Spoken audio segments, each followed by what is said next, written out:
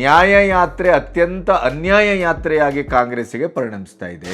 ಭಾರತ್ ಜೋಡೋವನ್ನು ಮಾಡಿ ನಾವೇನೋ ಬಹಳಷ್ಟು ಗೆಲುವನ್ನು ಸಾಧಿಸಿದೆವು, ಕಾಂಗ್ರೆಸ್ಸಿನ ಇಡೀಯದಾದಂಥ ಒಂದು ಚಾರಿತ್ರಿಕ ವಿಜಯವನ್ನು ಕರ್ನಾಟಕದಲ್ಲಿ ಮಾಡಿದೆವು, ಅದರ ಪರಿಣಾಮ ಈಗ ನ್ಯಾಯಯಾತ್ರೆಯಲ್ಲಿ ಆಗತ್ತೆ ಅಂತ ಏನು ಭಾವಿಸಿದ್ರಲ್ಲ ಅದು ಸಂಪೂರ್ಣ ವಿಫಲ ಆಗಿದೆ.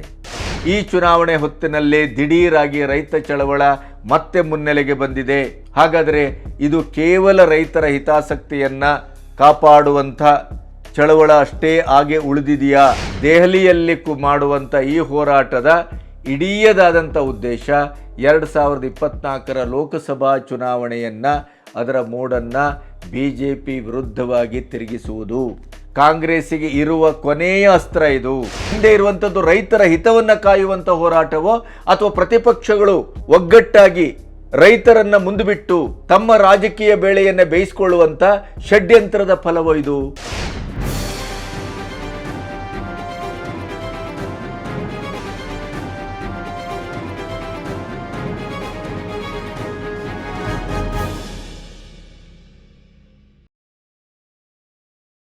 ನಮಸ್ತೆ, ಬಿ ಗಣಪತಿ ನ್ಯೂಸ್ ಚಾನಲ್ಗೆ ಸ್ವಾಗತ.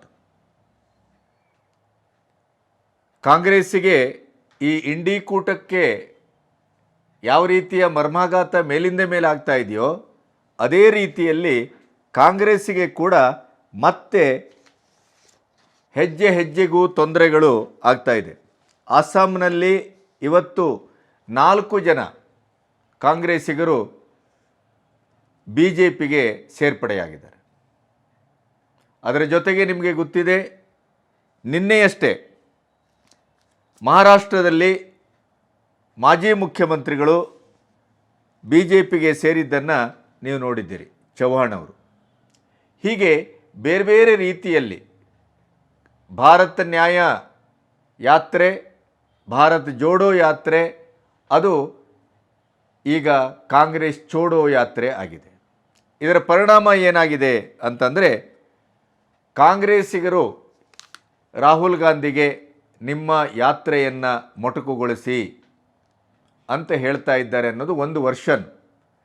ಆದರೆ ಹೆಜ್ಜೆ ಹೆಜ್ಜೆಗೂ ಪ್ರತಿ ರಾಜ್ಯಕ್ಕೂ ಕಾಲಿಟ್ಟಾಗ ಅಲ್ಲಿ ಕಾಂಗ್ರೆಸ್ಸಿನಿಂದಲೇ ಹೊಡೆತ, ಮತ್ತು ಇಂಡಿಯಾ ಕೂಟದಿಂದ ಹೊಡೆತ, ಕಾಂಗ್ರೆಸ್ನಿಂದ BJPಗೆ ಜಂಪ್ ಮಾಡ್ತಾ ಇರುವಂಥ ಪ್ರಕರಣಗಳು ಇವೆಲ್ಲವೂ ಮೇಲಿಂದ ಮೇಲೆ ಆಗ್ತಾ ಇರೋದರ ಹಿನ್ನೆಲೆಯಲ್ಲಿ ರಾಹುಲ್ ಗಾಂಧಿಯವರ ನ್ಯಾಯಯಾತ್ರೆ 10ರಿಂದ 12 ದಿನ ಮೊಟಕುಗೊಳ್ಳುವ ಎಲ್ಲ ಲಕ್ಷಣಗಳು ಕಾಣ್ತಾ ಇದೆ. ಇಂಡಿ ಕೂಟದ ಒಗ್ಗಟ್ಟಿಗೆ ನೀವು ಹೆಚ್ಚು ಸಮಯ ದೆಹಲಿಯಲ್ಲಿರಬೇಕಾದ ಅಗತ್ಯ ಇದೆ. ಸೀಟ್ ಹಂಚಿಕೆ ವಿಷಯದಲ್ಲಿ ನೀವು ಎಲ್ಲರೊಟ್ಟಿಗೂ ಒಂದು ಸೌಹಾರ್ದಯುತವಾದ ಮಾತುಕತೆ ನಡೆಸುವ ಅಗತ್ಯ ಇದೆ. ಆದ್ದರಿಂದ ಮಾರ್ಚ್ 20ರ ಹೊತ್ತಿಗೆ ಏನು ಮಹಾರಾಷ್ಟ್ರದಲ್ಲಿ ಕೊನೆಗೊಳ್ಳಬೇಕಾಗಿತ್ತು ಅದು ಒಂದು 10ರಿಂದ 12 ದಿನ ಮೊಟಕುಗೊಳಿಸಿ ಆದಷ್ಟು ಬೇಗ ನೀವು ಸ್ಟಾರ್ ಪ್ರಚಾರಕರು ಕಾಂಗ್ರೆಸ್ಸಿಗೆ ಬಹಳ ಮುಖ್ಯವಾಗಿದೆ, ಮತ್ತು ಸಂಧಾನಕಾರರು ಎಲ್ಲ ಪಕ್ಷಗಳು ಒಟ್ಟಿಗೆ ಒಂದು ಸಮನ್ವಯತೆಯನ್ನು ಸಾಧಿಸಲಿಕ್ಕೆ ನೀವು ದೆಹಲಿಯಲ್ಲಿ ಇರಬೇಕಾದಂಥ ಅಗತ್ಯ ಇದೆ. ಆದ್ದರಿಂದ ನ್ಯಾಯಯಾತ್ರೆಯನ್ನು ನೀವು ಮೊಟಕುಗೊಳಿಸಿ ಅಂತ ಹೇಳಿ ಕಾಂಗ್ರೆಸ್ಸಿನ ಹಿರಿಯ ನಾಯಕರು ರಾಹುಲ್ ಅವರನ್ನು ಕೇಳಿಕೊಂಡಿದ್ದಾರೆ. ಆದ್ದರಿಂದ ರಾಹುಲ್ ಅವರು ನ್ಯಾಯಯಾತ್ರೆಯನ್ನು 10ರಿಂದ 12 ದಿನ ಮೊಟಕುಗೊಳಿಸ್ತಾರೆ ಅನ್ನೋದು ಈಗ ಬಂದಂಥ ಸುದ್ದಿ. ಆದರೆ ಇದರ ಒಳ ವಿಚಾರ ಏನು ಅಂತ ನೀವು ನೋಡ್ತಾ ಹೋದರೆ, ನ್ಯಾಯಯಾತ್ರೆ ಅತ್ಯಂತ ಅನ್ಯಾಯ ಯಾತ್ರೆಯಾಗಿ ಕಾಂಗ್ರೆಸ್ಸಿಗೆ ಪರಿಣಮಿಸ್ತಾ ಇದೆ. ಹೋದಲ್ಲಿ ಹೆಜ್ಜೆ ಹೆಜ್ಜೆಗೆ ಮೋದಿಯವರ ಜೈಕಾರ. 2024ರ ಚುನಾವಣೆಯಲ್ಲಿ ಯಾರು ಅಂತಂದರೆ ನಮಗೆ ಮೋದಿಯವರೇ ಬೇಕು, BJPಯೇ ಬೇಕು ಅನ್ನುವಂಥ ಕೂಗು. ಈ ಎಲ್ಲ ಪ್ರತಿರೋಧದ ಮಧ್ಯೆ ರೋಡಿಗಿಳಿದು ಸಾರ್ವಜನಿಕರೊಟ್ಟಿಗೆ ಕೈ ಮಿಲಾಯಿಸುವ ಮಟ್ಟಕ್ಕೆ ರಾಹುಲ್ ಗಾಂಧಿ ಇಳಿದದ್ದು ಮತ್ತು ಪೊಲೀಸರು ಅದನ್ನು ತಡೆದದ್ದು ನೀವು ಗಮನಿಸಿದ್ದೀರಿ. ಹಾಗಾಗಿ ವಿಚಲಿತಗೊಂಡಿದೆ, ನ್ಯಾಯಯಾತ್ರೆ ವಿಚಲಿತಗೊಂಡಿದೆ, ರಾಹುಲ್ ಸ್ವತಃ ವಿಚಲಿತಗೊಂಡಿದ್ದಾರೆ. ಹಾಗಾಗಿ ಇಲ್ಲಿ ಏನಾಗಿದೆ, ಈಗ ನ್ಯಾಯಯಾತ್ರೆಯನ್ನು ಅತ್ಯಂತ ತುರ್ತಾಗಿ ಮೊಟಕುಗೊಳಿಸದೇ ಇದ್ದರೆ ಜನವರಿ 20ಕ್ಕೆ ಮಹಾರಾಷ್ಟ್ರದಲ್ಲಿ ನ್ಯಾಯಯಾತ್ರೆ ಕೊನೆಗೊಳ್ಳುವ ಹೊತ್ತಲ್ಲಿ ಕಾಂಗ್ರೆಸ್ಸಿನ ಬಹುತೇಕವಾದಂಥ ಹಿರಿಯ ಶಾಸಕರು ಮತ್ತು ನಿಷ್ಠರು ಮುಖಂಡರು ಅವರೆಲ್ಲರೂ BJPಯ ತೆಕ್ಕೆಯಲ್ಲಿರುವುದು ಖಚಿತವಾಗಿದೆ. ಈ ಹಿನ್ನೆಲೆಯಲ್ಲಿ ಕೊನೆಗೂ ಓಡು ಹೋಗುವವನನ್ನು ಹರ್ಕೊಂಡಷ್ಟು ಬಂತು ಅನ್ನುವ ಹಾಗೆ ಈಗ ಎಲ್ಲರೂ ಪಕ್ಷ ಬಿಟ್ಟು ಹೋಗ್ತಾ ಇದ್ದಾರೆ. ಕಾಂಗ್ರೆಸ್ ಚೋಡೋ ಯಾತ್ರೆ ಬಹಳ ಬಿರುಸಾಗಿ ಸಾಗ್ತಾ ಇದೆ. ಆದರೆ ಈ ಚೋಡೋ ಯಾತ್ರೆಯನ್ನು ಒಂದು ಹಂತಕ್ಕಾದರೂ ನಿಲ್ಲಿಸಬೇಕು ಅಂತಾದರೆ ಭಾರತ್ ನ್ಯಾಯ ಯಾತ್ರೆ ಮೊಟಕುಗೊಳ್ಳಲೇಬೇಕು.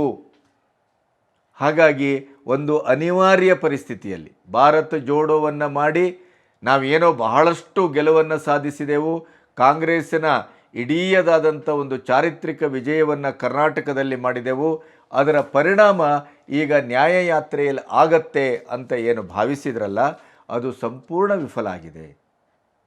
ಅಸ್ಸಾಮಿನ ಮುಖ್ಯಮಂತ್ರಿ ಹೇಮಂತ್ ಬಿಸ್ವಾ ಹೇಳ್ತಾರೆ, ಈ 4 ಜನ ಇವತ್ತೇನು ಕಾಂಗ್ರೆಸ್ಸನ್ನು ಬಿಟ್ಟು BJPಗೆ ಬಂದಿದ್ದಾರೆ, ಇದು ನಾನು ರಾಹುಲ್ ಗಾಂಧಿ ಅವರಿಗೆ ಕೊಡ್ತಾ ಇರುವಂಥ ಗಿಫ್ಟ್ ಅಂತ ಕರೆದಿದ್ದಾರೆ.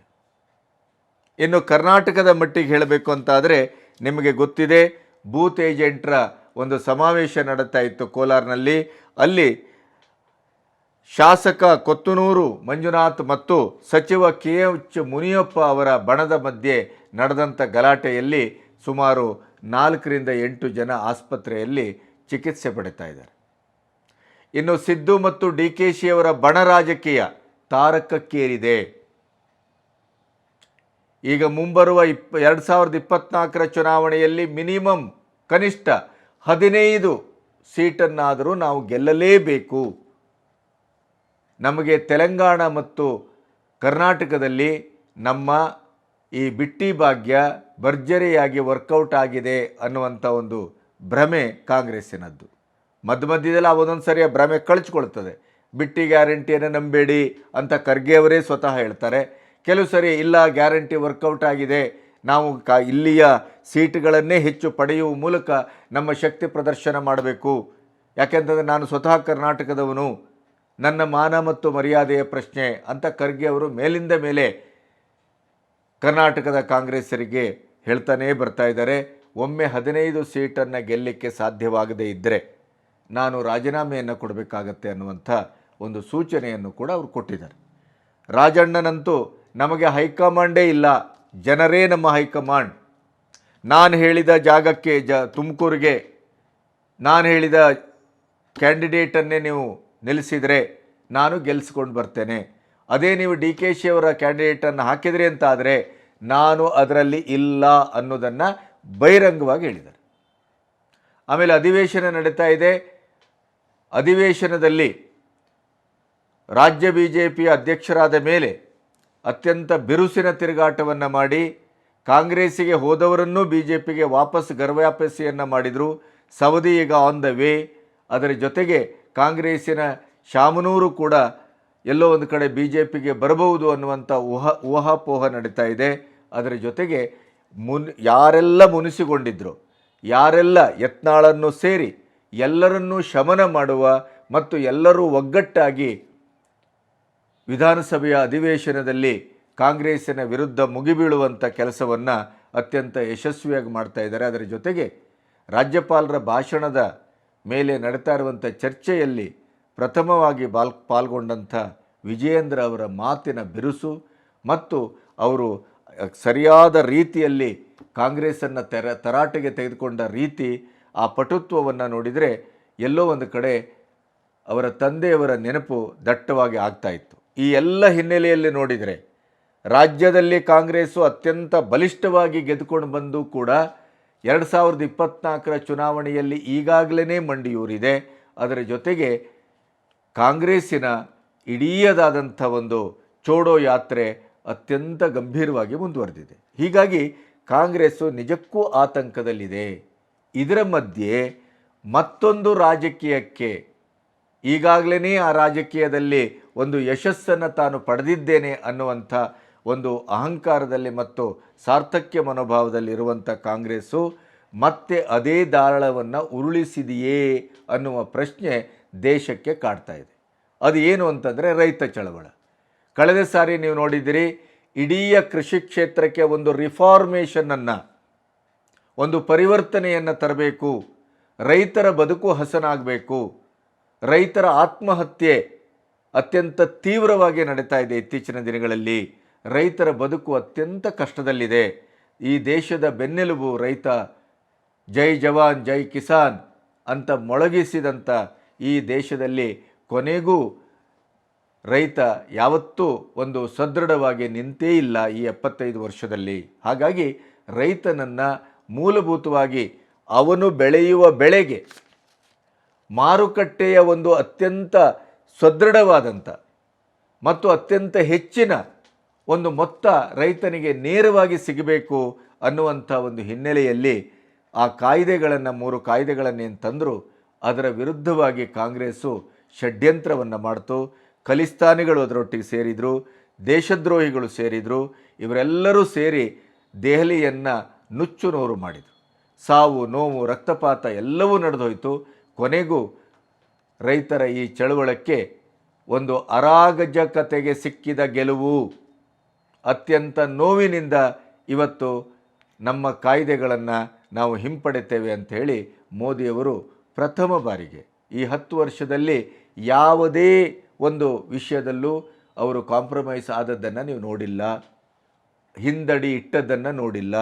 ಆದರೆ ಮೊದಲ ಬಾರಿಗೆ ರೈತರ ಈ ಚಳವಳ ಹಾದಿ ತಪ್ತಾ ಇರೋದನ್ನು ನೋಡಿ, ಹಿಂಸಾಚಾರಕ್ಕೆ ಇಳಿತಾ ಇರೋದನ್ನು ನೋಡಿ, ದೇಶದ್ರೋಹಿಗಳ ಅಖಾಡವಾಗ್ತಾ ಇರೋದನ್ನು ನೋಡಿ, ಬುದ್ಧಿಜೀವಿಗಳು, ಎಡಪಂಥೀಯರು ಮತ್ತು ಕಾಂಗ್ರೆಸ್ಸು ಮುಖ್ಯವಾಗಿ ಇದರ ಹಿಂದಿರುವ ಕೈ ಅಂತ ಗೊತ್ತಾದ ಮೇಲೆ BJP ಸರ್ಕಾರ ಅದನ್ನು ಹಿಂಪಡೆತು. ಈಗ ಆವಾಗ UP ಎಲೆಕ್ಷನ್ ಇತ್ತು, ನೆನಪಿಡಿ. ಆವಾಗ ರೈತ ಚಳವಳ ಅಂತ ಬೃಹತ್ ಸ್ವರೂಪದಲ್ಲಿ ದೆಹಲಿಯಲ್ಲಿ ಸಂಘಟನೆಗೊಂಡಾಗ UPಯಲ್ಲಿ ಎಲೆಕ್ಷನ್ ಇತ್ತು. ಈಗ 2024 ಹೊತ್ತು ಲೋಕಸಭಾ ಚುನಾವಣೆ. ಈ ಚುನಾವಣೆ ಹೊತ್ತಿನಲ್ಲಿ ದಿಢೀರಾಗಿ ರೈತ ಚಳವಳ ಮತ್ತೆ ಮುನ್ನೆಲೆಗೆ ಬಂದಿದೆ. ಹಾಗಾದರೆ ಇದು ಕೇವಲ ರೈತರ ಹಿತಾಸಕ್ತಿಯನ್ನು ಕಾಪಾಡುವಂಥ ಚಳವಳ ಅಷ್ಟೇ ಹಾಗೆ ಉಳಿದಿದೆಯಾ ಅನ್ನುವ ಪ್ರಶ್ನೆ ಎಲ್ಲರನ್ನೂ ಕಾಡ್ತಾ ಇದೆ. ಯಾಕೆಂತಂದರೆ ಅದರ ಒಳಗಡೆಯ ಕೆಲವು ಸತ್ಯಗಳು ಹೊರಗೆ ಬೀಳ್ತಾ ಇರುವಂಥ ಒಂದು ಮಾತುಗಳೆಲ್ಲನ್ನೆಲ್ಲ ಗಮನಿಸಿದರೆ ಇದು ಕೇವಲ ರೈತರ ಹಿತಾಸಕ್ತಿಯನ್ನು ಕಾಪಾಡುವ ಚಳವಳ ಅಲ್ಲ. ಇದು 2024 ಚುನಾವಣೆಗೆ ಈಗ ಏನು ರಾಮ ಮಂದಿರದ ಪುನರ್ ಪ್ರತಿಷ್ಠಾಪನೆ ಹಿನ್ನೆಲೆಯಲ್ಲಿ ಒಂದು ವೇವ್ಸ್ ಇಡೀ ಸನಾತನ ಧರ್ಮದ ರಾಮನ ಹೆಸರಿನ ಮತ್ತು ಅಭಿವೃದ್ಧಿ ರಾಜಕೀಯದ ಸ್ಪಷ್ಟವಾದಂಥ ಚಿತ್ರಣದ ಹಿನ್ನೆಲೆಯಲ್ಲಿ BJPಗೆ ಪರ್ಯಾಯವಾಗಿ ಮೋದಿಯವರಿಗೆ ಇಡೀ ದೇಶ, ಅದರಲ್ಲೂ ಬಹಳ ಮುಖ್ಯವಾದಂಥ ಒಂದು ಪಾಯಿಂಟ್ ಏನು ಅಂತಂದರೆ ಯುವ ಜನಾಂಗ ಮೋದಿಯವರ ಬೆನ್ನಿಗೆ ನಿಂತಿದೆ. 60% ಮತದಾನವನ್ನು ಮಾಡುವ ಯುವ ಜನಾಂಗ ಮೋದಿಯವರ ಬೆನ್ನಿಗೆ ನಿಂತಿದೆ. ಇಂಥ ಒಂದು 2024 ಚುನಾವಣೆಯ ಫಲಿತಾಂಶ ಈಗಾಗಲೇ ಪ್ರಕಟವಾಗಿದೆ ಅನ್ನುವ ಮಟ್ಟದಲ್ಲಿ ಶ್ರೀರಾಮನ ಪುನರ್ ಪ್ರತಿಷ್ಠಾಪನೆ ಆದ ನಂತರದ ದಿನಗಳು ನಿಚ್ಚಳವಾಗಿ ಕಾಣಿಸ್ಕೊಳ್ತಾ ಇರುವಂಥ ಹಿನ್ನೆಲೆಯಲ್ಲಿ, ಇಂಡಿಕೂಟ ಛಿದ್ರವಾಗ್ತಾ ಇರುವಂಥ ವರ್ತಮಾನದಲ್ಲಿ, ಕಾಂಗ್ರೆಸ್ ಚೋಡೋ ಯಾತ್ರೆ ಸಂಪೂರ್ಣವಾಗಿ ದೇಶದ ಉದ್ದಗಲಕ್ಕೂ ನಡೀತಾ ಇರುವಂಥ ಹಿನ್ನೆಲೆಯಲ್ಲಿ ಈ ರೈತ ಹೋರಾಟ ದಿಢೀರಾಗಿ ಹುಟ್ಟುಕೊಂಡಿದೆಯಲ್ಲ, ಇದರ ಕಥೆ ಏನು? ಇದು ರಾಜಕೀಯದ ಕಾರಣಕ್ಕಾಗಿಯೇ ಸಂಘಟನೆಗೊಂಡಿದೆಯೋ? ಅದನ್ನೀಗ ಅಲ್ಲಿ ಬಾರ್ಡರಲ್ಲಿ ದೆಹಲಿಗೆ ನುಗ್ಗುವ 7ರಿಂದ 8 ಬಾಗಿಲುಗಳಲ್ಲಿ, ಹೆಬ್ಬಾಗಿಲುಗಳಲ್ಲಿ ಪೊಲೀಸ್ ತಡೆದಿದ್ದೆ, ಅವರು ಒಳಗೆ ನುಗ್ಗಲಿಕ್ಕೆ ಬಿಡಲಿಲ್ಲ. ಮತ್ತು ದೆಹಲಿಯ ಕಮಿಷನರು ಮಾರ್ಚ್ 12ರವರೆಗೆ ಯಾವುದೇ ರೀತಿಯ ಪ್ರತಿಭಟನೆ ಮತ್ತು ಯಾವುದೇ ರೀತಿಯ ಮೆರವಣಿಗೆ ಇದು ಯಾವುದಕ್ಕೂ ಅವಕಾಶ ಕೊಡಲಿಕ್ಕೆ ಸಾಧ್ಯವೇ ಇಲ್ಲ ಅಂಥೇಳಿ ಅವರು ಈಗಾಗಲೇ ಕಾನೂನಿನ ಕಹಳೆಯನ್ನು ಮೊಳಗಿಸಿದ್ದಾರೆ. ಇಂಥ ಹಿನ್ನೆಲೆಯಲ್ಲಿ ಈ ರೈತ ಚಳವಳ ಯಾವ ರೀತಿಯಲ್ಲಿ ಹಾಗಾದರೆ ಸಂಘಟನೆಗೊಳ್ತಾ ಇದೆ, ಏನಾಗ್ತಾ ಇದೆ ಅನ್ನೋದನ್ನು ನೋಡ್ತಾ ಹೊರಟ್ರೆ ರೈತ ಚಳವಳದ ಹಿನ್ನೆಲೆಯಲ್ಲಿ ನಿಮಗೆ ಬೇರೆ ಬೇರೆ ರೀತಿಯ ಎಲ್ಲ ಹುನ್ನಾರಗಳು ಕಾಣಿಸ್ಕೊಳ್ತಾ ಇದೆ. ಒಂದು, ಶ್ರೀರಾಮನ ಪುನರ್ ಪ್ರತಿಷ್ಠಾಪನೆಯ ನಂತರ ಬದಲಾದ ಭಾರತದ ಮೂಡನ್ನು ಬದಲಾಯಿಸಲಿಕ್ಕೆ, ಕೆಡಿಸಲಿಕ್ಕೆ ಇದೊಂದು ಷಡ್ಯಂತ್ರವಾಗಿ ಮಾರ್ಪಟ್ಟಿದೆ. ಇನ್ನೊಂದು, ಇದರ ಹಿಂದೆ ಬಹಳ ಬಲವಾಗಿ ಖಲಿಸ್ತಾನಿ ಹೋರಾಟದ ಅಮೆರಿಕದಲ್ಲಿ ಅಡಗಿಕೊಂಡಿರುವಂಥ ಪನ್ನು ಒಂದು ವಿಡಿಯೋವನ್ನು ಬಿಟ್ಟಿದ್ದಾನೆ. ಟೈಮ್ಸ್ ಆಫ್ ಇಂಡಿಯಾದಲ್ಲಿ ಬಂದಂಥ ಹೆಡ್ಡಿಂಗನ್ನು ಇಟ್ಟುಕೊಂಡು ಮೋದಿಯವರ ಬಗ್ಗೆ ಅತ್ಯಂತ ಅವಾಚ್ಯವಾಗಿ ಮತ್ತು ಇಡೀ ಈ 24ರ ಚುನಾವಣೆಗೆ ನಿರ್ಣಾಯಕವಾಗುವ ರೀತಿಯಲ್ಲಿ ರೈತ ಹೋರಾಟವನ್ನು ಸಂಘಟಿಸಿದ್ದೇವೆ ಅನ್ನುವ ರೀತಿಯಲ್ಲಿ ಆ ವಿಡಿಯೋವನ್ನು ಬಿಟ್ಟಿದ್ದಾರೆ. ಒಂದು. ಎರಡನೇದು, ಅವತ್ತಿನ ರೈತ ಹೋರಾಟಕ್ಕೆ ಹೇಗೆ ಕಾಂಗ್ರೆಸ್ಸು ಬೇಷರತ್ತಾಗಿ ಬೆಂಬಲವನ್ನು ಸೂಚಿಸಿತ್ತೋ ಇವತ್ತು ಕೂಡ ಕಾಂಗ್ರೆಸ್ಸು ಈ ರೈತ ಚಳವಳಕ್ಕೆ ಬೆಂಬಲವನ್ನು ಸೂಚಿಸಿದೆ. ಮತ್ತು ಇವತ್ತು ಒಂದು ಸಾರ್ವಜನಿಕರ ಒಟ್ಟಿಗೆ ಮಾತಾಡ್ತಾ MSPಯನ್ನು, ಮಿನಿಮಮ್ ಸೆಕ್ಯೂರಿಟಿ ಪ್ರೈಸ್ ಅನ್ನನ್ನು ನಾವು ಕಾನೂನಿನ ಮೂಲಕ ಅದನ್ನು ತರ್ತೇವೆ ಅನ್ನುವಂಥ ಒಂದು ಹೇಳಿಕೆಯನ್ನು ಖರ್ಗೆ ಅವರು ಕೊಟ್ಟಿದ್ದಾರೆ. ಮೋದಿ ಸರ್ಕಾರ ಅದನ್ನು ಮಾಡಿಲ್ಲ, ಆದ್ದರಿಂದ ನಾವು ಅದನ್ನು ಮಾಡ್ತೇವೆ ಅನ್ನುವಂಥ ಒಂದು ಭರವಸೆಯನ್ನು ಅವರು ತಂದಿದ್ದಾರೆ. ಇಲ್ಲಿ ಈ ಹೋರಾಟಗಾರರ ಬಹಳ ಮುಖ್ಯವಾದ ಬೇಡಿಕೆ MSP ಮತ್ತು ಸಾಲ ಮನ್ನಾ. ಅದು ಬೇರೆ ಬೇರೆ ಅದರ ಜೊತೆಗೆ ಇದೆ. ಆದರೆ ಈ ಮುಖ್ಯವಾದ ಬೇಡಿಕೆಯೊಂದಿಗೆ ಕಾಂಗ್ರೆಸ್ಸು ಈಗಾಗಲೇ ಸ್ಪಂದಿಸಿರುವುದರಿಂದ ನಾವು ಅಧಿಕಾರಕ್ಕೆ ಬಂದರೆ ಇದನ್ನು ಮಾಡ್ತೇವೆ ಅನ್ನುವಂಥ ಘೋಷಣೆಯನ್ನು ಇವತ್ತು ಮಾಡಿರುವುದರಿಂದ ಇದರ ಹಿಂದೆ ಕಾಂಗ್ರೆಸ್ಸಿನ ಕೈ ಸ್ಪಷ್ಟವಾಗಿದೆ. ಇಂಡಿ ಕೂಟದ ಕೈ ಸ್ಪಷ್ಟವಾಗಿದೆ. ಇಂಡಿ ಕೂಟ ಚದುರಿದೆ, ಆದರೂ ಕೂಡ ಇದ್ದ ಬದ್ದ ಕೈಗಳು, ಕಾಂಗ್ರೆಸ್ಸಿನೊಟ್ಟಿಗೆ ಜೋಡಿಸಿರುವ ಕೈಗಳು ಇದರ ಹಿಂದಿದೆ. ಇದಕ್ಕಿಂತ ಮುಖ್ಯವಾಗಿ ದೇಶದ್ರೋಹಿ, ದೇಶವಿದ್ರೋಹಿ ಸಂಘಟನೆಗಳು, ಮುಖ್ಯವಾಗಿ ಖಲಿಸ್ತಾನಿ ಪನ್ನುವಿನ ಒಂದು ಕೈ ಈ ಹೋರಾಟದ ಹಿಂದೆ ಇದೆ ಅನ್ನೋದು ಬಹಳ ಭಯಾನಕವಾದದ್ದು. ಯಾಕೆಂತಂದರೆ ಪೊಲೀಸರು ಅವರನ್ನು ತಡೆದಾಗ ಅಲ್ಲಿ ಒಂದು ಹೊರಬಿದ್ದ ಸತ್ಯ ಏನು ಅಂತಂದರೆ 6 ತಿಂಗಳಿಗೆ ಆಗುವಷ್ಟು ಆಹಾರವನ್ನು, ಉಡುಪನ್ನು ಇತ್ಯಾದಿಯನ್ನೆಲ್ಲ ತಂದು ಅವರು ಬಂದಿದ್ದು. ಅಂದರೆ ಅರ್ಥ ಏನು? ಈ ಹೋರಾಟದ ದೆಹಲಿಯಲ್ಲಿ ಮಾಡುವಂಥ ಈ ಹೋರಾಟದ ಇಡೀದಾದಂಥ ಉದ್ದೇಶ 2024ರ ಲೋಕಸಭಾ ಚುನಾವಣೆಯನ್ನು, ಅದರ ಮೂಡನ್ನು BJP ವಿರುದ್ಧವಾಗಿ ತಿರುಗಿಸುವುದು. ಕಾಂಗ್ರೆಸ್ಸಿಗೆ ಇರುವ ಕೊನೆಯ ಅಸ್ತ್ರ ಇದು. ಮುಳುಗುವವನಿಗೆ ಹುಲ್ಲುಕಡ್ಡಿಯೇ ಆಧಾರ ಅನ್ನುವ ಹಾಗೆ ಎಲ್ಲ ರೀತಿಯಲ್ಲೂ ಸಂಪೂರ್ಣವಾಗಿ ವಿಫಲ ಆಗ್ತಾ ಇದೆ. ಸಂಪೂರ್ಣವಾಗಿ ಕಾಂಗ್ರೆಸ್ ಕೈ ಚೆಲ್ತಾ ಇದೆ. ಕಾಂಗ್ರೆಸ್ಸಿಗೆ ಆಶಾ ಕಿರಣವೇ ಇಲ್ಲ. ಕತಾರ್ನಿಂದ ಆ ಒಂದು ನಮ್ಮ ವಿದೇಶಿ ನೀತಿಗೆ ಸಿಕ್ಕಂಥ ಅದ್ಭುತವಾದಂಥ ವಿಜಯ ಇರ್ಬೋದು, ಅಬುದಾಬಿಯಲ್ಲಿ ಇವತ್ತು ಉದ್ಘಾಟನೆಗೊಂಡಂಥ ನಾರಾಯಣ ಮಂದಿರ ಇರ್ಬೋದು, ಇಡೀದಾದ ಗ್ಲೋಬಲ್ ಅಂದರೆ ವಿಶ್ವದ ಮಟ್ಟದಲ್ಲೇ ಒಂದು ಮತೀಯ ಸೌಹಾರ್ದತೆ, ಅದರದ ಟ್ರಂಪ್ ಕಾರ್ಡ್ ಅನ್ನುವ ರೀತಿಯಲ್ಲಿ ಇವತ್ತು UAEನಲ್ಲಿ ಮೋದಿಯವರ ಒಂದು ಮಾತು, ಕೃತಿ, ಉದ್ಘಾಟನೆ ಮತ್ತು ಅಲ್ಲಿಯ ಒಂದು ಇಡೀ ಮಧ್ಯಪ್ರಾಚ್ಯದ ಮುಸ್ಲಿಂ ರಾಷ್ಟ್ರಗಳು ಏಕಗಂಟಿನಲ್ಲಿ ಮೋದಿಯವರನ್ನು ಶ್ಲಾಘಿಸ್ತಾ ಇರುವಂಥದ್ದು, ಮೋದಿಯವರೊಟ್ಟಿಗೆ ನಿಂತಂಥದ್ದು. ಈ ಎಲ್ಲ ಬೆಳವಣಿಗೆಗಳನ್ನು ಗಮನಿಸಿದಾಗ ಕಾಂಗ್ರೆಸ್ಸು ಮತ್ತು ಅದರ ಇಂಡಿಯಾ ಕೂಟಕ್ಕೆ 24ರ ಚುನಾವಣೆಯಲ್ಲಿ ಯಾವುದೇ ರೀತಿಯ ಪರ್ಫಾರ್ಮ್ ಮಾಡುವಂಥ ಆಸೆ ಕನಿಷ್ಠ ಮಟ್ಟದಲ್ಲಿ ಉಳಿದಿಲ್ಲ ಅನ್ನೋದು ಈಗ ಸಾಬೀತಾಗ್ತಾ ಇದೆ. ಇಂಥ ಹೊತ್ತಲ್ಲಿ ಕೊನೆಗ ಏನು ಮಾಡಬೇಕು? ಕೊನೆ ಮಾಡಬೇಕಾದಂಥ ಅಸ್ತ್ರ ಏನು ಅಂದರೆ ರೈತ ಹೋರಾಟ. ಈ ರೈತ ಹೋರಾಟವನ್ನು ಬಳಸ್ಕೊಂಡು 2024ರ ಚುನಾವಣೆಯ ಈಗಾಗಲೇ ಸಿದ್ಧಗೊಂಡಂಥ ಒಂದು ಮಾನಸಿಕತೆ ಏನಿದೆ ಭಾರತೀಯರದ್ದು, ಅದಕ್ಕೆ ಒಂದು ಮರ್ಮಾಘಾತವನ್ನು ಮಾಡಬೇಕು. ಆ ಮರ್ಮಾಘಾತವನ್ನು ಮಾಡಲಿಕ್ಕೆ ನಮಗೆ ಬೇರೆ ಯಾವುದೇ ಅಸ್ತ್ರಶಸ್ತ್ರಗಳಿಲ್ಲ. ಈ 10 ವರ್ಷದಲ್ಲಿ ಅಭಿವೃದ್ಧಿ ಕಾರ್ಯ ಸ್ಥಗಿತಗೊಂಡಿದೆ.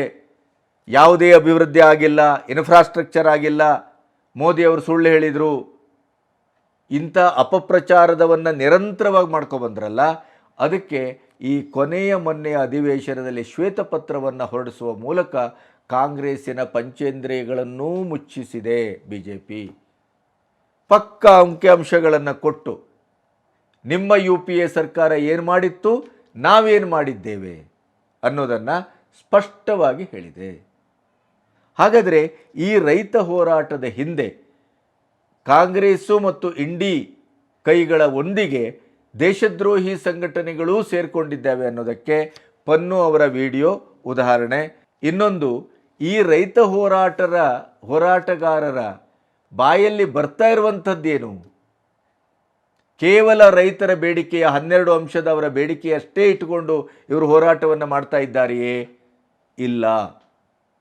ಈ 12 ಅಂಶದ ಬೇಡಿಕೆಗಳಲ್ಲಿ ಬಹುತೇಕ ಬೇಡಿಕೆಗಳನ್ನು ಹೋರಾಟಕ್ಕೆ ಹೊರಟ ಸಂದರ್ಭದಲ್ಲೇ ಸಂಧಾನದ ಒಂದು ಮೀಟಿಂಗ್ ಆದಾಗ ಸರ್ಕಾರ ಈಡೇರಿಸಲಿಕ್ಕೆ ಸಿದ್ಧವಾಗಿದೆ.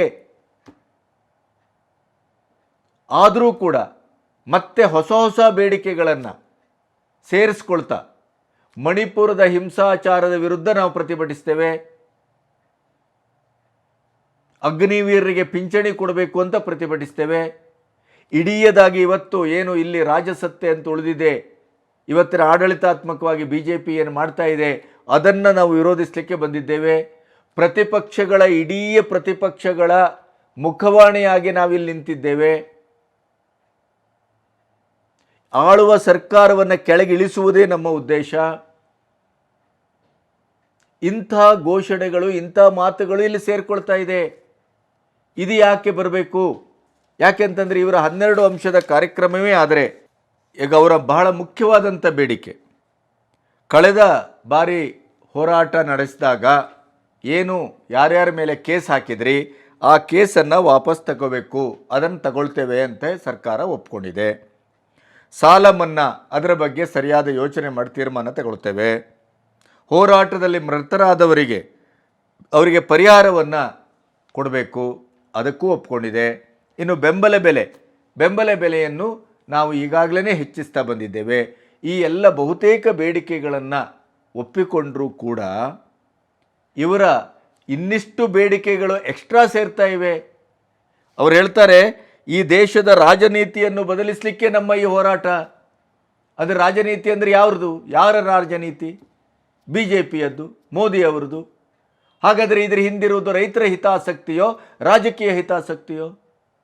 ಅಥವಾ ಇದರ ಹಿಂದೆ ಇರುವಂಥದ್ದು ರೈತರ ಹಿತವನ್ನು ಕಾಯುವಂಥ ಹೋರಾಟವೋ ಅಥವಾ ಪ್ರತಿಪಕ್ಷಗಳು ಒಗ್ಗಟ್ಟಾಗಿ ರೈತರನ್ನು ಮುಂದುಬಿಟ್ಟು ತಮ್ಮ ರಾಜಕೀಯ ಬೇಳೆಯನ್ನು ಬೇಯಿಸಿಕೊಳ್ಳುವಂಥ ಷಡ್ಯಂತ್ರದ ಫಲವೋ ಇದು? ಈ ಮೂಲಭೂತವಾದಂಥ ಪ್ರಶ್ನೆ ಹುಟ್ಟುಕೊಳ್ತದೆ. ಅಲ್ಲಿ ಪಂಜಾಬ್ನಿಂದ ಬಂದಂಥ ಒಬ್ಬ ಪಂಜಾಬಿ ಹೇಳ್ತಾರೆ, ನಾವು ಈ ಇಡೀ ಭಾರತದಿಂದ ಪಂಜಾಬನ್ನು ಪ್ರತ್ಯೇಕವನ್ನು ಆಗಿ ನಾವು ಮಾಡಬೇಕು, ಅದಕ್ಕಾಗಿ ನಾವು ಖಲಿಸ್ತಾನದ ಹೋರಾಟವನ್ನು ಮುಂಚೂಣಿಯಲ್ಲಿ ಇಟ್ಟುಕೊಂಡು ಬಂದಿದ್ದೇವೆ, ಪಂಜಾಬ್ ಪ್ರತ್ಯೇಕಗೊಳ್ಳಬೇಕು ಹಿಂದೂಸ್ತಾನದಿಂದ ಅಂತ ಕೂಡ ಹೇಳ್ತಾರೆ. ಹಾಗಾದರೆ ಇದು ರೈತ ಹೋರಾಟವೇ? ರೈತರ ಹಿತಾಸಕ್ತಿಯ ಹೋರಾಟವೇ? ಕೇವಲ 2 ರಿಂದ 3 ತಿಂಗಳ ಇರುವಂಥ 2024 ಲೋಕಸಭಾ ಚುನಾವಣೆಯ ಸಂದರ್ಭದಲ್ಲಿ ಈ ಹೋರಾಟ ಸಂಘಟನೆಗೊಳ್ತಾ ಇದೆ. ಕೇವಲ ರೈತರ 12 ಅಂಶದ ಬೇಡಿಕೆಗಳಷ್ಟೇ ಅಲ್ಲ, ರಾಜಸತ್ತೆಯ ಬೇಡಿಕೆಯನ್ನು ಇಡ್ತಾರೆ. ದೇಶದ ಅಧಿಕಾರದಲ್ಲಿರುವ ರಾಜಕೀಯ ಪಕ್ಷವನ್ನು ಕೆಳಗಿಳಿಸ್ತೇವೆ ಅಂತಾರೆ, ಖಲಿಸ್ತಾನ ನಮಗೆ ಬೇಕು ಅಂತಾರೆ. ಹಾಗಾದರೆ ಇದರ ಹುನ್ನಾರ ಏನು? ಇದರ ಷಡ್ಯಂತ್ರ ಏನು? ಈಗಾಗಲೇ ಈ ಎಲ್ಲ ಮಾತುಗಳ ವಿಡಿಯೋಗಳನ್ನು ಕೂಡ ಫೇಸ್ಬುಕ್ಕಲ್ಲಿ, ಸಾಮಾಜಿಕ ಜಾಲತಾಣದಲ್ಲಿ BJPಯವರು ಹಾಕಿ ಇದರ ಅಸಲಿಯತ್ತು ಏನು ಅಂತ ಕಾಂಗ್ರೆಸ್ನವರನ್ನು ಪ್ರಶ್ನೆ ಮಾಡ್ತಾ ಇದ್ದಾರೆ. ಕಾಂಗ್ರೆಸ್ಸಿಗೆ ಇದಕ್ಕೆ ಪರವಾಗಿ, ಅವರ ಬೇಡಿಕೆಗೆ ಪೂರಕವಾಗಿ MSPಯನ್ನು ತರ್ತೇವೆ, ಸಾಲ ಮನ್ನಾ ಮಾಡ್ತೇವೆ, ಯಾವ ಸರ್ಕಾರ ಇವತ್ತು ಆಡಳಿತಾತ್ಮಕವಾಗಿದೆಯೋ ಆ ಸರ್ಕಾರ ನಿಮ್ಮ ದನಿಗೆ ಏನು ದನಿಗೂಡಿಸ್ತಾ ಇಲ್ವೋ ಅದನ್ನು ನಾವು ಮಾಡ್ತೇವೆ ಆರಿಸಿ ಬಂದರೆ. ಯಾಕೆ ಹೇಳಬೇಕು ಈ ಮಾತನ್ನು? ಹೇಳ್ತದೆ ಅಂತ ಆದರೆ ಇದರ ಹಿಂದಿರುವ ಕೈ ಕಾಂಗ್ರೆಸ್ಸಿಂದ ಅನ್ನೋದು ಸ್ಪಷ್ಟವಾಗಿ ಗೋಚರಿಸುವುದಿಲ್ವೇ? ಇಂಥ ಮಾತುಗಳೆಲ್ಲ ಕೇಳಿಬರ್ತಾ ಇದೆ. ಇದೇ ಸಂದರ್ಭದಲ್ಲಿ BJP ಬೆಲೆಗೆ ಸಂಬಂಧಪಟ್ಟು ಒಂದು ಪತ್ರವನ್ನು ಹೊರಡಿಸಿದೆ, ರೈತರ ಗಮನಕ್ಕೆ ಇದನ್ನು ತಂದಿದೆ. ಬೆಂಬಲ ಬೆಲೆ 2014 ರಿಂದ 2015 1.06 ಲಕ್ಷ ಕೋಟಿಯನ್ನು ನಾವು ಕೊಟ್ಟಿದ್ದೇವೆ. 2022 ರಿಂದ 2023 2.28 ಲಕ್ಷ ಕೋಟಿಯನ್ನು ಬಿಡುಗಡೆ ಮಾಡಿದ್ದೇವೆ ಬೆಂಬಲ ಬೆಲೆಯಾಗಿ. ಹಾಗಾದರೆ ಇದರ ಒಟ್ಟು ಶೇಕಡಾವಾರು ಎಷ್ಟು ಅಂತಂದರೆ 115% ಇದು ಏರಿಕೆ ಆಗಿದೆ. ಅದರ ಜೊತೆಗೆ ಬೆಂಬಲ ಬೆಲೆ ನೀಡಿ ಖರೀದಿ ಮಾಡಿರುವುದಂಥದ್ದು 2014ರಿಂದ 2015 761 ಲಕ್ಷ ಮೆಟ್ರಿಕ್ ಟನ್. ಅದೇ 2022ರಿಂದ 2023 162 ಲಕ್ಷ ಮೆಟ್ರಿಕ್ ಟನ್. ಇದರ ಶೇಕಡಾವಾರು ಎಷ್ಟು? 39% ಏರಿಕೆ ಆಗಿದೆ. ಇನ್ನು ಕಳೆದ ವರ್ಷ ಒಂದು ವರ್ಷದಲ್ಲಿ ಆದಂಥದ್ದು ಭತ್ತ MSP ಅಂದರೆ ಮಿನಿಮಮ್ ಸೆಕ್ಯೂರಿಟಿ ಪ್ರೈಸ್ ರೇಟು 2021ರಿಂದ 2023-24ಕ್ಕೆ 243 ರೂಪಾಯಿಗೆ ಏರಿಸಿದ್ದೇವೆ. ಗೋಧಿ 2022ರಿಂದ 2024ರವರೆಗೆ 250 ರೂಪಾಯಿಯನ್ನು ಏರಿಸಿದ್ದೇವೆ. ಜೋಳ ಅದೇ 2022ರಿಂದ 24ರವರೆಗೆ 442 ರೂಪಾಯಿ ಏರಿಸಿದ್ದೇವೆ. ರಾಗಿ 469 ರೂಪಾಯಿ ಏರಿಸಿದ್ದೇವೆ. ಹತ್ತಿ 894 ರೂಪಾಯಿ ಏರಿಸಿದ್ದೇವೆ MSP. ಅಂದಿನ ರೈತ ಹೋರಾಟಕ್ಕೆ ಕಾರಣವಾಗಿದ್ದಂಥ ಈ MSP ಇತ್ಯಾದಿಗಳನ್ನು ದೃಷ್ಟಿಯಲ್ಲಿ ಇಟ್ಟುಕೊಂಡು ನೋಡಿದ್ರೆ ಇವರು ಏನು ಈಗ BJP ಸರ್ಕಾರ ಏನು ಹೇಳ್ತಾ ಇದೆ, 2021ರಿಂದ 24ರವರೆಗೆ ನಾವು ಬೆಂಬಲ ಬೆಲೆಯನ್ನು ಮತ್ತು MSPಯನ್ನು ಕೊಟ್ಟು ಖರೀದಿಸಿ ಮಾಡಿದಂಥ ಶೇಕಡಾವಾರು ಇದನ್ನು ಬಿಡುಗಡೆ ಮಾಡಿದೆ. ಆಮೇಲೆ ಈಗ ಈ ಕಾಂಗ್ರೆಸ್ಸಿನ ಒಂದು ದುರ್ಬುದ್ಧಿ ಏನು ಅಂತಂದರೆ, ಕಾಂಗ್ರೆಸ್ ಏನು ಹೇಳಿತು, ಇಲ್ಲಿ ಈ 3 ಕಾಯ್ದೆಗಳನ್ನು ಕೃಷಿಕರ ಒಂದು ಇಡೀದಾದಂಥ ಒಂದು ಅಭಿವೃದ್ಧಿಗಾಗಿ ನಾವೇನು ಹೊಸ ಕಾಯ್ದೆಯನ್ನು ತರ್ತಾ ಇದ್ದೇವೆ ಅಂತ BJP ಸರ್ಕಾರ ಘೋಷಣೆ ಮಾಡಿತು. ಆ ಕಾಯ್ದೆಯನ್ನು ಕಾಲಾ ಕಾನೂನು ಅಂತ ಹೇಳಿತು, ಕಪ್ಪು ಕಾನೂನು. ಆದರೆ ಮಜಾ ಏನು ಗೊತ್ತಾ ನಿಮಗೆ, ಅದೇ ಕಾನೂನನ್ನು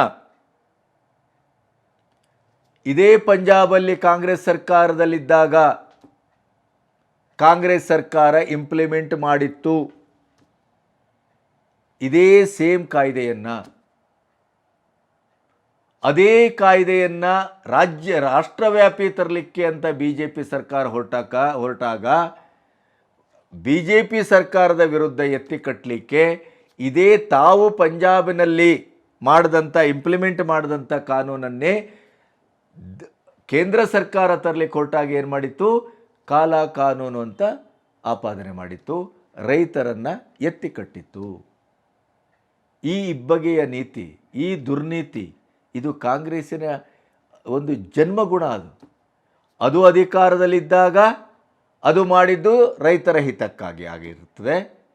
ಅದೇ ಕಾನೂನನ್ನು ಇಡೀ ದೇಶವ್ಯಾಪಿ ವಿಸ್ತರಿಸಿ ರೈತರು ಬೆಳೆದಂಥ ಬೆಳೆಗೆ ಸಕಾಲದಲ್ಲಿ ಉತ್ತಮ ಬೆಲೆ ಸಿಗುವ ಹಾಗೆ ಮಾರ್ಕೆಟನ್ನು ಡಿಸೆಂಟ್ರಲೈಸ್ ಮಾಡುವಂಥ ಕೆಲಸಕ್ಕೆ ಹೊರಟಾಗ ಅವರಿಗೆ ಏನಾಗುತ್ತೆ, ಕಾಂಗ್ರೆಸ್ನವರಿಗೆ ಇದು ಕಾಲಾ ಕಾನೂನಾಗಿ ಪರಿಣಾಮ ಆಗುತ್ತೆ. ಎಂಥ ದುರಂತ ನೋಡಿ ಇದು. ಪಂಜಾಬದಲ್ಲಿ ಕಾಂಗ್ರೆಸ್ಸು ಅಧಿಕಾರದಲ್ಲಿದ್ದಾಗ ಅದೇ ಕಾಂಟ್ರಾಕ್ಟ್ ಫಾರ್ಮಿಂಗ್ ಆ್ಯಕ್ಟ್ ಇದನ್ನೇ ತಂದದ್ದು, ಇದನ್ನೇ ಕೇಂದ್ರ ಸರ್ಕಾರ ತರಲಿಕ್ಕೆ ಹೊರಟಿತ್ತು. ಎಲ್ಲೇ ಆಗಲಿ ಹೇಗೆ ಆಗಲಿ ರೈತರಿಗೆ ಅವರ ಬೆಳೆದ ಬೆಳೆಗೆ ಸರಿಯಾದ ಬೆಂಬಲ ಬೆಲೆ ಸಿಗಬೇಕು, ಸರಿಯಾದ ಮಾರ್ಕೆಟ್ ವ್ಯಾಲ್ಯೂ ಸಿಗಬೇಕು. ಆದ್ದರಿಂದ ಈ ರಿಫಾರ್ಮೇಷನ್ ಮಾಡೋಣ ಅಂತ ಹೊರಟ್ರೆ ಆವಾಗ ಇದನ್ನು ವಿರೋಧಿಸಲಿಕ್ಕೆ ರೈತರನ್ನು ಬೇರೆ ಬೇರೆ ರೀತಿಯ ಆಮಿಷ ತೋರಿಸಿ ಖಲಿಸ್ತಾನಗಳೊಟ್ಟಿಗೆ ದೇಶದ್ರೋಹಿಗಳೊಟ್ಟಿಗೆ ಕೈ ಜೋಡಿಸಿ ಅವರ ಪುಕ್ಕ ತಟ್ಟಿ ದೆಹಲಿಯಲ್ಲಿ ಬಂದು ಇಡೀ ಅಂತಾರಾಷ್ಟ್ರೀಯ ಮಟ್ಟದಲ್ಲಿ ಆಡಳಿತ ಪಕ್ಷದ ಮಾನ ಹರಾಜು ಹಾಕುವಂಥ ಒಂದು ದುಸ್ಸಾಹಸಕ್ಕೆ ಕೈ ಹಾಕಿತ್ತು. ಈಗ MSP ಅಂತಾರೆ, ಮಿನಿಮಮ್ ಪ್ರೈಸ್ ಬಗ್ಗೆ ಮಾತಾಡ್ತಾ ಏನು ಹೇಳ್ತಾರೆ ಇವರು, ಮಿನಿಮಮ್ ಸೆಕ್ಯೂರಿಟಿ ಪ್ರೈಸ್ ಬಗ್ಗೆ MSPಯನ್ನು ನಿಗದಿಗೊಳಿಸಿ. ಈ MSPಯನ್ನು ಇಡೀ ವಿಸ್ತಾರವಾಗಿ ಮಾತಾಡ್ತಾ ಹೋದರೆ ಒಂದು ಗಂಟೆಗಟ್ಟಲೆ ಮಾತಾಡುವಷ್ಟು ಮೆಟೀರಿಯಲ್ ಇದೆ, ಅಂಕಿಅಂಶಗಳಿದೆ.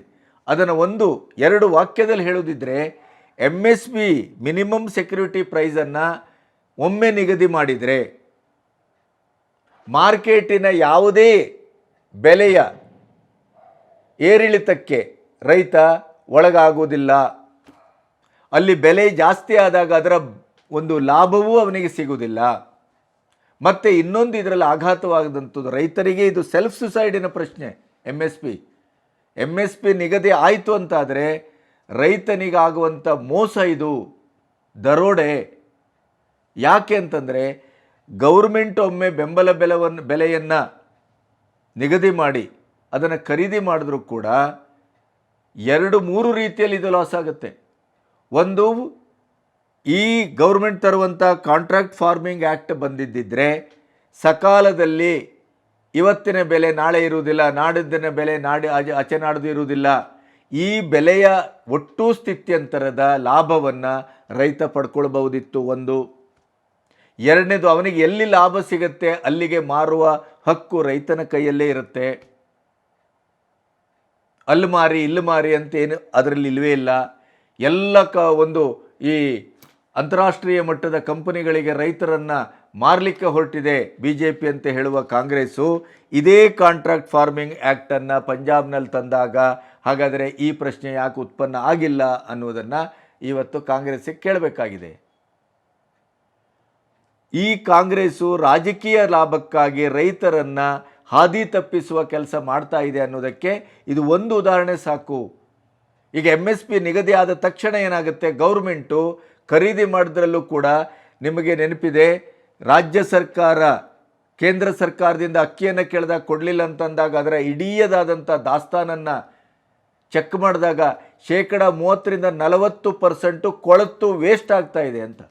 ಅಂದರೆ ಈ ಬೆಂಬಲ ಬೆಲೆ ಅಥವಾ MSP ನಿಗದಿ ಮಾಡಿ ಅದನ್ನು ಖರೀದಿ ಮಾಡಿದಾಗ ದೇಶಕ್ಕೆ ಎಷ್ಟು ಅಗತ್ಯ ಇದೆ ಅದಕ್ಕಿಂತ ಹೆಚ್ಚು ದಾಸ್ತಾನ ಆಗುತ್ತೆ. ಆ ದಾಸ್ತಾನ ಆದದ್ದು ಯಾವುದೇ ದೇಶಿಕರಿಗೆ ಅಥವಾ ಅದು ಉಪಯೋಗಕ್ಕೆ ಬರ್ದೇ ಅದು ವೇಸ್ಟ್ ಆಗುತ್ತೆ. ಇದರಿಂದ GDP ಮೇಲೆ ಹೊಡೆತ, ಲಾಸು. ಈ MSP ಅನ್ನುವಂಥ ಒಂದು ಭೂತ ಇದೆಯಲ್ಲ, ಇದು ತತ್ಕಾಲದ ಪ್ರಯೋಜನದ ಅಂಶಗಳನ್ನಷ್ಟೇ ಗಮನಿಸಬಹುದೇ ಹೊರತು ದೀರ್ಘಕಾಲಿಕ ಲಾಭಾಂಶವನ್ನು ತರುವಂಥದ್ದು ಅಲ್ವೇ ಅಲ್ಲ ಇದು. ಆದ್ದರಿಂದ MSPಯನ್ನು ನಿಗದಿ ಮಾಡಬೇಕು ಅನ್ನೋದೇ ರೈತ ವಿರೋಧಿ ನೀತಿ. ಅದು ರೈತರಿಗೆ ಸ್ವಯಂ ಅದು ಮೋಸ ಮಾಡಿಕೊಳ್ಳುವಂಥದ್ದು. ಆದರೂ ಕೂಡ ಇದನ್ನು ಅರ್ಥ ಮಾಡಿಕೊಳ್ಳುವ ಶಕ್ತಿ ರೈತರಿಗಿದೆಯೋ ಇಲ್ಲವೋ ಗೊತ್ತಿಲ್ಲ. ಅರ್ಥೈಸುವಂಥ ಕೆಲಸಕ್ಕೆ BJP ಸರ್ಕಾರ ಹೊರಟಾಗ ಅದಕ್ಕೆ ಇಡೀದಾದಂಥ ಪ್ರತಿಪಕ್ಷಗಳು ಅಡ್ಡಗಾಲಾದವು. ಪಂಜಾಬ್ನಲ್ಲಿ ನೀವೇ ತಂದ ಕಾನೂನನ್ನು ರಾಷ್ಟ್ರವ್ಯಾಪಿ ತರಲಿಕ್ಕೆ BJP ಸರ್ಕಾರ ಹೊರಟಾಗ ಅದು ಕಾನೂನು ಹೇಗೆ ಆಗತ್ತೆ? ಹಾಗಾದರೆ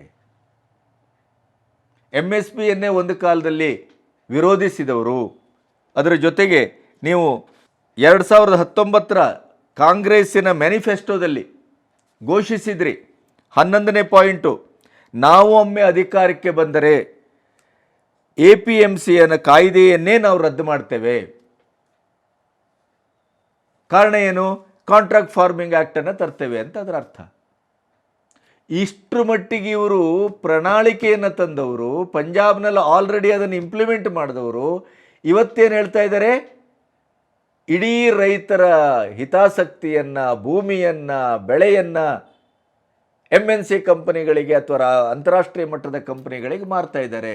ನೀವು ಒಮ್ಮೆ MSP ಬೆಲೆ ನಿಗದಿ ಮಾಡಿದ್ರಿ ಅಂತ ಆದರೆ ಈಗಾಗಲೇ ಅದರ ಉದಾಹರಣೆಗಳಿದೆ, ಬೇಕಾದಷ್ಟು ಅಂಕಿಅಂಶಗಳನ್ನು ನಿಮ್ಮ ಎದುರು ಇಡಬಹುದು. ಪ್ರೈವೇಟ್ ಕಂಪನಿಗಳು ಗೋಧಿಯನ್ನು ವಿದೇಶದಿಂದ ಇಲ್ಲಿಯ ಅರ್ಧ ಬೆಲೆ ಖರೀದಿ ಮಾಡ್ತಾ ಇದೆ. ನಿಮ್ಮ MSP ಬೆಲೆಯೇ ಬೇಡ ಅಂತ ಹೇಳ್ತಾ ಇದೆ. ಅದು ನಿಮ್ಮ ಈ ದುಬಾರಿ ಬೆಲೆಯಿಂದ ನಾವು ಖರೀದಿನೇ ಮಾಡೋದಿಲ್ಲ ಅಂತ ಹೇಳ್ತಾ ಇದೆ. ಅದು ಫಾರಿನಿಂದ ಖರೀದಿ ಮಾಡಿ ಆಮದು ಮಾಡ್ಕೊಳ್ತಾ ಇದೆ. ಇದಕ್ಕೆ ಯಾರು ಅನುವು ಮಾಡಿಕೊಟ್ಟದ್ದು? MSPಯನ್ನು ನಿಗದಿ ಮಾಡಿದ ತಕ್ಷಣ ಪ್ರೈವೇಟ್ ಕಂಪನಿಗಳು ನಿಮ್ಮ ವಸ್ತುಗಳನ್ನು ಖರೀದಿಸುವುದಿಲ್ಲ, ಕೇವಲ ಗೌರ್ಮೆಂಟ್ ಖರೀದಿಸಬೇಕು. ಗೌರ್ಮೆಂಟ್ ಎಷ್ಟನ್ನು ಖರೀದಿಸಬಹುದು?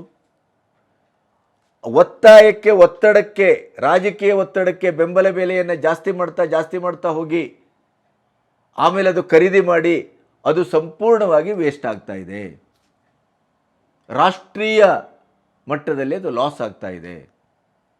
ಇಂಥ ಒಂದು ದುರಂತಕ್ಕೆ ಕಾಂಗ್ರೆಸ್ಸು ಖಲಿಸ್ತಾನಿಗಳೊಟ್ಟಿಗೆ ಸೇರಿಕೊಂಡು, ರಾಷ್ಟ್ರದ್ರೋಹಿಗಳೊಟ್ಟಿಗೆ ಸೇರಿಕೊಂಡು ಕೇವಲ ರಾಜಕೀಯ ಲಾಭಕ್ಕಾಗಿ ಅಭಿವೃದ್ಧಿ ರಾಜಕಾರಣದ ನೀಲನಕ್ಷೆಯೂ ಇಲ್ಲ, ದೇಶ ಹಿತ ಕಾಯುವ ಯಾವುದೇ ರೀತಿಯ ಆಲೋಚನೆಗಳಿಲ್ಲ. ದೇಶವನ್ನು ಲೂಟಿ ಮಾಡಿದ್ದೇ ಇವರ ಇತಿಹಾಸ, ಭ್ರಷ್ಟಾಚಾರವೇ ಇವರ ಇತಿಹಾಸ. ರಾಜ್ಯ ಸರ್ಕಾರದಲ್ಲೂ ಈಗ ಕೆಂಪಣ್ಣ ಯಾವ 40% ಶೇಕಡ ಅಂತ ಬಿ ಜೆ ಪಿ ಮೇಲೆ ಆಪಾದನೆ ಹೊರಿಸಲಿಕ್ಕೆ ಕಾಂಗ್ರೆಸ್ನೊಟ್ಟಿಗೆ ಸೇರಿಕೊಂಡಿದ್ರೋ ಅವರೇ ಇವತ್ತು ಬಿ ಜೆ ಪಿ ಒಟ್ಟಿಗೆ ಸೇರಿಕೊಂಡು ಸಂಪೂರ್ಣವಾಗಿ ಕಾಂಗ್ರೆಸ್ಸಿನ ವಿರುದ್ಧ ಇವತ್ತು ಪತ್ರಿಕಾಗೋಷ್ಠಿ ಮಾಡ್ತಾ ಇದ್ದಾರೆ. ಇಂತಹ ದುಷ್ಟ ದುರಂಕಾರಿ ದುರಾಡಳಿತದ ಇತಿಹಾಸವನ್ನು ಇಟ್ಕೊಂಡಂಥ ಈ ಕಾಂಗ್ರೆಸ್ಸು ಅಭಿವೃದ್ಧಿಯೇ ನನ್ನ ಮಂತ್ರ,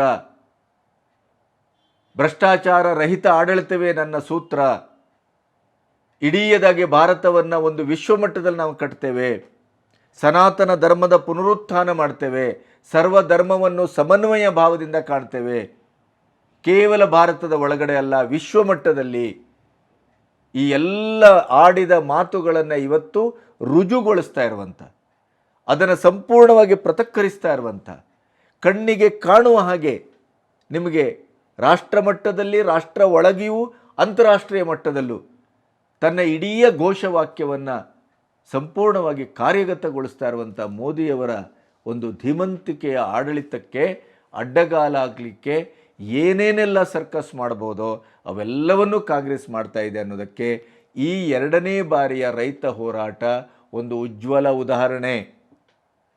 ಇದು ರೈತರ ಹಿತ ಕಾಯುವ ಯಾವ ಹೋರಾಟವೂ ಅಲ್ಲ, ಅವರು ನಿಜವಾದ ರೈತರೂ ಅಲ್ಲ, ಅವರೆಲ್ಲರೂ ಒಂದು ಆಮಿಷಕ್ಕೆ ಒಳಗಾಗಿ, ಷಡ್ಯಂತ್ರಕ್ಕೆ ಒಳಗಾಗಿ ಈ ದೇಶದ ಅಖಂಡತೆಯನ್ನು ಒಡೆಯುವ, ದೇಶ ವಿಭಜನೆ ಮಾಡುವ, ದೇಶವನ್ನು ಸಂಪೂರ್ಣವಾಗಿ ನಿರ್ವೀರ್ಯಗೊಳಿಸುವ, ಅಭದ್ರಗೊಳಿಸುವ, ದೇಶದ್ರೋಹಿಗಳ ಬಾಯಿಗೆ ದೇಶದ ಹಿತಾಸಕ್ತಿಯನ್ನು ಮಾರಾಟ ಮಾಡುವಂಥ ಕಿಡಿಗೇಡಿಗಳ ಒಂದು ಗುಂಪು ಅನ್ನೋದ್ರ ಬಗ್ಗೆ ಬೇಕಾದಷ್ಟು ಸಾಕ್ಷ್ಯಗಳು ಸಿಗ್ತಾ ಇವೆ. ಇದನ್ನು ಹೇಗೆ ನಿಭಾಯಿಸ್ತದೆ ಮೋದಿ ಸರ್ಕಾರ? ಯಾಕೆಂದರೆ 2024ರ ಚುನಾವಣೆಗೆ ಇನ್ನು 2-3 ತಿಂಗಳು ಅಷ್ಟೇ ಬಾಕಿ ಇದೆ. ಈಗ ಇದರ ನಿಭಾವಣೆಯಲ್ಲೇನಾದರೂ ಹದ ತಪ್ಪಿದರೆ ಅದು ಅವರಿಗೆ ತಿರುಮಂತ್ರ ಆಗುವಂಥ ಎಲ್ಲ ಲಕ್ಷಣಗಳು ಕಾಣ್ತಾ ಇದೆ. ಹಾಗಾಗಿ ಮೋದಿಯವರ ಸರ್ಕಾರ ಅತ್ಯಂತ ಸೂಕ್ಷ್ಮವಾಗಿ ಅವಲೋಕಿಸ್ತಾ ಇದೆ, ಸೂಕ್ಷ್ಮವಾದ ಹೆಜ್ಜೆಗಳನ್ನು ಇಡ್ತಾ ಇದೆ. ಆದ್ದರಿಂದ ಈ ರೈತ ಹೋರಾಟದ ಒಳಗಿನ ಈ ದೇಶದ್ರೋಹಿ ಶಕ್ತಿಗಳನ್ನು ಮತ್ತು ಆ ಶಕ್ತಿಗೆ ಕೈ ಮಿಲಾಯಿಸಿದ ಇಂಡಿ ಕೂಟ ಮತ್ತು ಕಾಂಗ್ರೆಸ್ಸಿನ ಕೈಯನ್ನು ಜನರ ಎದುರು ಸ್ಪಷ್ಟವಾಗಿ ಎತ್ತಿ ತೋರಿಸುವ ಮತ್ತು ಅವರ ಈ ಬೂಟಾಟಿಕೆಯ ಛದ್ಮವೇಷದ ಇಡೀ ಒಂದು ಮುಖವಾಡವನ್ನು ಕಳಚುವ ಕೆಲಸವನ್ನು ಮೋದಿ ಸರ್ಕಾರ ತಕ್ಷಣಕ್ಕೆ ಮಾಡಬೇಕಾದ ತುರ್ತಿದೆ. ಅದಿಲ್ಲದೇ ಇದ್ದರೆ ಈ ದೇಶದ್ರೋಹಿಗಳ ಗುಂಪು ತನ್ನ ಕೊನೆಯ ಪ್ರಯತ್ನವನ್ನು ಇನ್ನಿಷ್ಟು ಗಟ್ಟಿಯಾಗಿ ಮಾಡುವ ಎಲ್ಲ ಲಕ್ಷಣಗಳು ಕಾಣ್ತಾ ಇದೆ. ನಮಸ್ತೆ.